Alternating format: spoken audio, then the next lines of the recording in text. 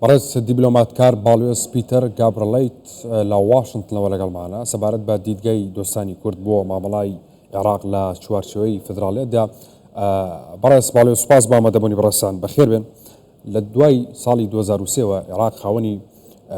ینی ئازادیە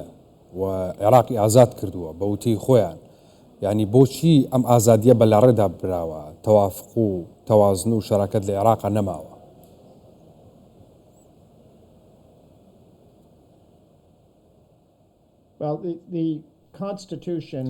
دەستور وڵاتێکی فێدراڵی دروست کردو و پێناسەی کردووە. ئەمە حکوومەت و خۆبەڕێوەبردنی داوەتە هەرێمی کوردستان، سەرۆکی خۆی هەیە، پەرلەمانی خۆی هەیە، یاساکانی کوردستان لە کوردستان کاریان پێ دەکرێت. کوردستان دەتوانێت ڤیتۆی هەر یاسایەکی عێراقی بکە کە لە کوردستانە بۆی دەست نەدا. لەبارەی سەرچاوە سروشتیەکانیشەوە، لەبارەی نەوتەوە، لەبارەی ماف و ئاو و مڵکداری و ئەمانە هەمویان باسییان کراوە. دەبێ حکوومەتی هەرێمی کوردستان دەسەڵاتەوی بەسەریاندا، نەک حکوومەتی فدراڵ لە بەغدا. بەڵام بە دڵنیاییەوە بەغدا ئەمەی پشتگوێ خستووە و دانی بەو زمانە ڕوونەی دەستوردا نەناوە. ئەمە کێشەی لێکەوتوێتەوە. لەبارەی نەوتەوە دوو سەرچاوەی داهاتە. یەکەمیان ئەو نەوتەیە کە لە هەرێمی کوردستانە کە ئەبێ بۆ خۆشگوزەرانی و خەڵکی کوردستان بێ. سەرچاوەیەکی دیکەش ئەو کێڵگە نەوتیانەی کە لە پێش 2004ەوە هەبوون، ئەمانە دەبێت دابش بکرێن ناو گەلانی عێراقدا بەبێ جیاوازی. نابێ بەغدا موچەی خەڵکی هەرێمی کوردستان بەم شێوەیە لێ بکە.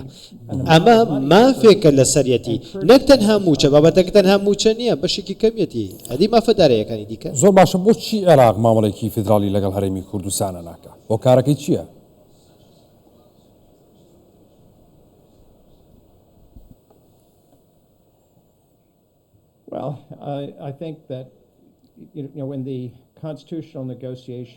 من پێم وابێ ئەو کاتێک کە دانووسان کرا بۆ دەستور، کوردستان زۆر حازر بوو، شیعە هیچ حازر نەبوون و ڕێکەوتنێک کرا کە کوردستان مافەکانی بەدەستهێنا، ئەوەی کە ویستی بەدەستی هێنا کۆنتڕۆڵکردنی سەرچاوە سروشتیەکان و بابەتی دابینکردنی بودجە پشکی خۆی لە عێراق. ئەمانە هەمووی ڕێکەوتنی لەسەر کرا. ئەگەر ڕێکەوتن نەکرایە شتێک نەبوو بەناوی دەستور لە عێراقا، چونکە دەستور بەبێ پشتیوانیکردنی کورد پەسەند نەیەکرا، چونکە مێکانیزمی پەسەندکردنی دەستور ئەوە بۆ ڕێفراندۆمێ بکرێت لە هەموو عێراقا. بەڵام ئەگەر هات و دوو لە سەرسەی دەنگەکان یاخود دوو محافەزە سێ محافەزە ڕەتی کەنەوە ڤیتۆی بکەن، ئەو کاتە پەسەند نەیەکرا. بۆیە ئەو کاتە کورد زۆر باش تێگەیشت بوو، زۆر باش ئامادە بوو و ئێستا حکوومەتی عێراق کە دەسەڵاتی هەیە لەسەر ئەوەی کە ڕێککەوتووە لەسەری پەشیمان بووەتەوە. ئەگەر ئەم دەستورەش نەبینی شتێک نامێنێ بە ناوی عێراق. بەڕێز باڵیۆس باسی دەستور کرد. بۆچی حکوومەتی عێراق ترسی هەیە لە مامەڵەکردنێکی دەستوری لەگەڵ هەرێمی کوردستانە؟ دەستور لە پشتی هەرێمی کوردستانەوە حکوومەتی عێراق پشت بە دەستوری هەمیشەی عێراق ڕابەستێ یان چییە؟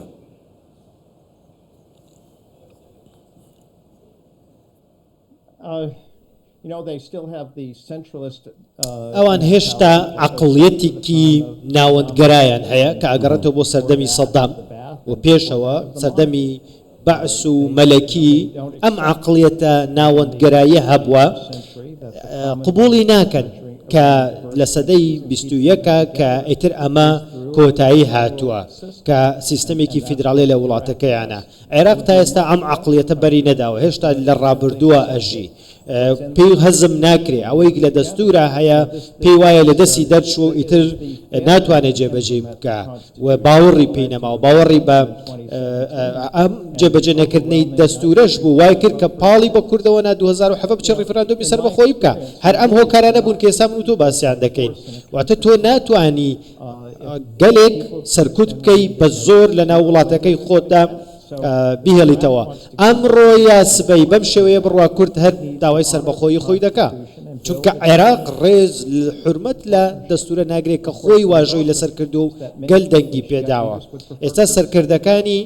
شیعە زۆرێکیان گەیشتن و باوەڕێک کابێ کوردستان جیا بێتەوە زۆر باشە ینی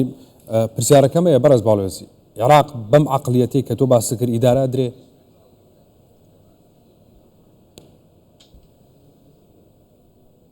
It can be governed by Baghdad, but it cannot be governed. ئەکرێ ئەوەی کە بەغداد دەیەوێ بیکا بۆ خۆی بەڵام هەرێمی کوردستان بەشێک نەبێ لەوە حکومە واضحە بەغدا دەیەوێت کۆنتترۆلی هەموو شتێک بکە واتە ئەو کاتە دەبێ واز لە کوردستان بێنێ کوردستان بڕیاری خۆی بدا بەڵام ناکرێ ئەوەی کە خۆی ئەڵێ سیستەمێکی ناوەندگەرای هەبێ کە هەموو شتێکی دژی گەلی کوردستان بێ وواژ داوا بکە بڵێ کوردستانە بێ لە ناوەری لەناو عێراقدا بمێنێتەوە بۆیە بێ بەغدا خۆی یەکلا بکاتەوە یانەوەیە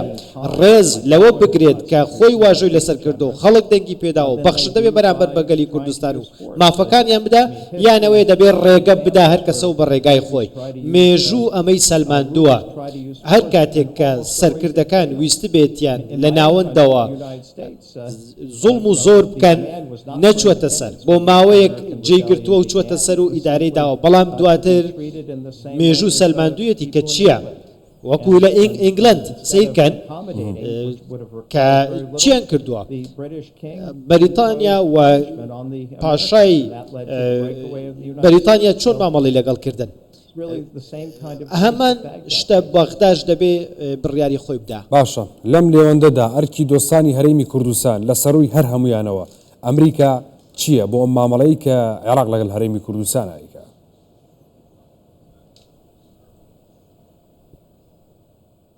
Well, the United States and the president at the time, George Bush, the Secretary of State. ئەمریکا و سەردەمی جۆرج بۆش و کۆندالیزا ڕایس و باڵیۆزی ئەمریکا لە عێراق و زاڵمای خەلیلزاد من زۆر بە شێوەیەکی چالاک لە دانووسانەکانە بووم ئەو کاتە کە ئەوان دەزانن چۆن عێراق دروست بوو و ئەمریکا پاڵپشتی کرد بە تەواوی 100% هاوڕای نەبوو پێخۆش نەبوو بەڵام پاڵپشتی کرد بەڵام ئێستاش دەبێ ئەمریکا پاڵپشت بێ ئەوەی کە 2005 کردی دەبێ بیرێکی لێ بکاتەوە بزانێت دەبێت چی بکە ئێستا باشە بەرز باڵیۆز ینی بۆچی عێراق لە پەیوەندی دیبلۆماسی و پەیوەندی باشەکانی لەگەڵ ینی پەیوەندی دیبلۆماسی هەرێمی کوردستان ئەو پەیوەندی باشانەی کە لەگەڵ ئەمریکا وڵاتانی دیکەیەتی ئەترسێ ئەم پەیوەندی دیبلۆماسی هەرێمی کوردستان لەگەڵ وڵاتانی دیکە بۆ ترسە بۆ عێراق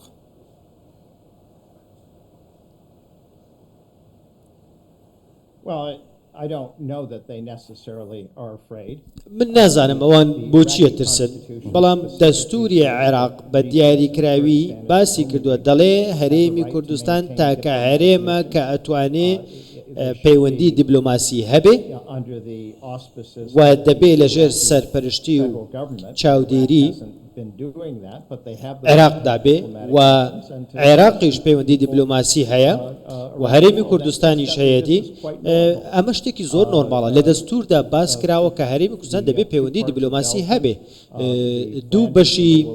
بلجیکا هەیە فلاندەرس هەیە کە پەیوەندی دیبلۆماسی خۆیان هەیە و ئەوانی دیکەش بە هەمان شێوە پەیوەندی دیبلۆماتیان هەیە و نزیکن لە نیویۆرک و ئۆفیسیان هەیە لە تەکساس و لە کەنەدا و لە وڵاتانی دیکە ئەمە لە وڵاتی فێدراڵیدا زۆر ئاساییە هەرێمەکان بتوان پەیوەندی خۆیان دابنێن باشە بەرز باڵێز تۆ باسی ینی ئەوەکی کە دەستور ماف بە هەرێمی کوردستانەدا پەیوەندی دیبلۆماسی لەگەڵ وڵاتانە هەبێ و ڕێکوتنیان لەگەڵا بکات هەر بە پێی دەستور هەرێمی کوردستان ڕێکوتێکی لەگەڵ کۆمپانیا ئەمریکیەکان کرد سەبارەت بە وزە بە بڕێکی زۆر بە بڕی 110 ملیار یعنی ئەمە بەغداد دژایەتی کرد نەگەر پاڵپشتی نەکرد هەر دەستخۆشیشی لێ نەکرد کە بە بڕوای هەر هەموو ئەمریکیەکان و هەرێمی کوردستان هەتاوەکو ئاسی سەرۆکوەزیرانیش ئەمە لە پێناو هەموو عێراقا کراوە و عێراق سوودی لێ وەرەگرێت تەنیا هەرێمی کوردستان و وەزارەتی نەوتی فیدراڵ بەیاننامەیەکی لە دژی ئەو ڕێکەوتنە دەرکردووە و موچی خەڵکی هەرێمی کوردستان نانێرێ ئەمانە هەموو دژایەتی ئەم دژایەتیە بۆچی لە کاتێکە ڕێکەوتنێک کراوە کە لە بەرژەوەندی عێراقایە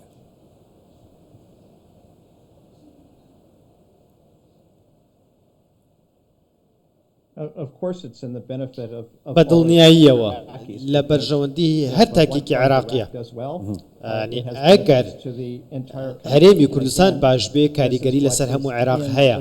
و هەرەمەش وتراوە و ڕێکەوتنەکەش بۆ ئەمە کراوە و لە دەستوریشە ئەمە وتراوە دەستور دەڵێ هەرێمی کوردستان مافیەوەی هەیە پەرە بە کێڵگە نەوتیەکانی خۆی بدا لە هەرێمی کوردستان کوردستان داهاتەکەی خۆی هەیە و خۆی ویستویەتی ینی ناکرێ هەرێمی کوردستان ئەو داهاتێک کە هەیەی لە ناو هەرێمەکە بە گوێرەی دەستور بیداتە ناوچەکانی دیکەی عێراق بەڵام سەیری ئەم ڕێکەوتنەکە لە ئاستی باڵا وتویانە ئەمە بۆ هاوکاریکردنی بەشەکانی دیکەی عێراقیشە بەڵام ئێستا کورد نەک وەکو بیانی وەکو دوژمن سەیرەکرێ لە وڵاتەکە مامەڵەیەکی زۆر ناشرینی لەگەڵ دەکەن قوتی دەبڕن موچەی دەبڕن بە شێوەیەکی وەکوتمان وەکو وڵاتێکی بیانی مامەڵی لەگەڵ دەکەن سزای بەسەردا ئەسەپێنن بۆیە کوردستان دەبێ بیرێک لە خۆی بکاتەوە و دەبێ ببێتە وڵاتێکی سەربەخۆ ئەمە ئەم هەڵس و کەوتەی بەغدا وامان لێکە کە کوردستان بەرەو سەربەخۆیی بڕوە بابەتێکی دیکە بەغدا کە بە گوێرەی دەستور بەغدا دەبێ نەک تەنها موچە دەبێ ئەو پشکەی کە هەرێمی کوردستان هەیەی بە گوێرەی ژمارەی دانیشتوان ئەنجا 14 هەرچەند هەیە بیداتە هەرێمی کوردستان بەغدا بۆی نییە موچەی هەرێمی کوردستان بدا بە گوێرەی دەستور بەغدا دەبێت بە شەبوجەی هەرێمی کوردستان بدا بە موچە و بە بابەتی پێشمەرگە و هاوکاری هەموو ئەو پشکەی کە هەرێمی کوردستان هەیەی بە گوێرەی دەستور دەبێت ئەوە بدات زۆر باشە ئەو دیدگا دژمنکارانەی کە عراق بۆ هەرێمی کوردستانێتی سەبارەت بەو ڕێکەوتنە لە کاتێکا کە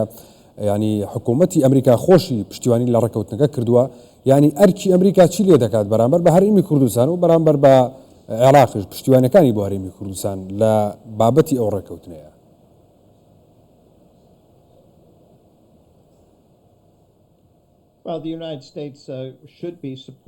ئەمریکا دەبێت پاڵپشتی هەرێمی کوردستان بکە کوردستان دۆست و هاوپەیمانی ئەمریکا بووە لە 2003 هاوپەیمان و دۆستی بووە لە ڕزگارکردنی عێراق و هەرێمی کوردستان لە هەر هاوپەیمانێکی دیکە قوربانی داوە کوردستان هاوبەش و هاوپەیمانی ئەمریکا بووە لە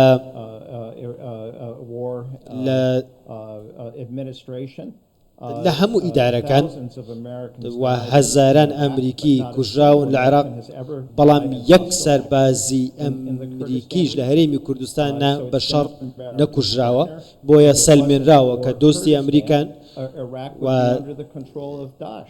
ئەگەر کوردستان نەبوایە ئێستا داعش حکمی عێراقیە کرد چونکە کوردستان و پێشمەرگە بۆ ڕوبەڕووی داعش بوویەوە و بینیتان کە لە چەند کاتژمێرێکە بە هەزاران سەربازی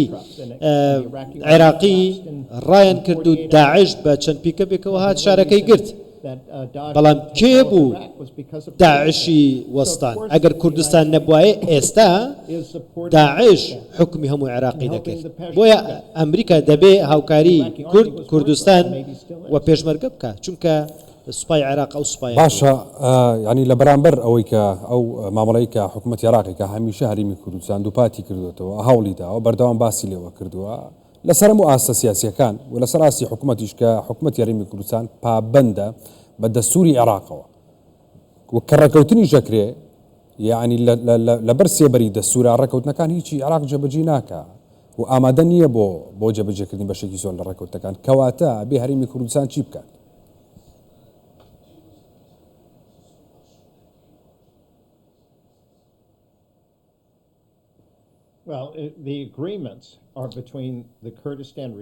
ڕێکەوتنەکانی نێوان هەرێمی کوردستان و کۆمپانیاکان کە مافی ئەوەی داوەتە هەرێمی کوردستان و کۆمپانیاکانیش کە دەبێت پەرەپێدان و کار بکەن لەم کێڵگانە و بەغداش ناتوانێت هیچ شتێک لەسەر ئەم ڕێککەوتنانە بڵێ و وەکوتمان ئەم گرێبەستانە بۆ بەرژەوەندی هەرێمی کوردستان و عێراقا و سوودی بۆ هەرێمی کوردستان دەبێت سوودیشی بۆ هەموو تاکێکی عێراقیە بێت و لە ڕووی هەناردەکردنی نەوتەوە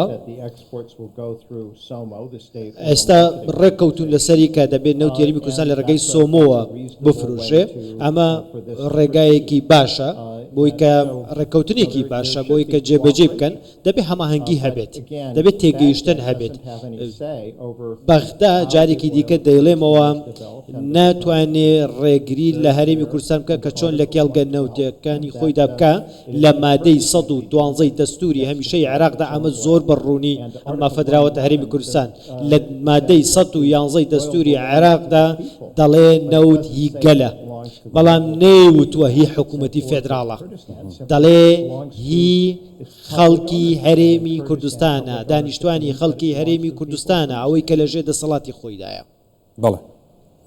لە واشنگتنەوە دیبلۆماتکار بەڵێز بالیۆس پیتر گاڵبرێت لە ڤیرمۆنت سوپاس بە ئامادەبوونی بەڕێستان لەگەڵمان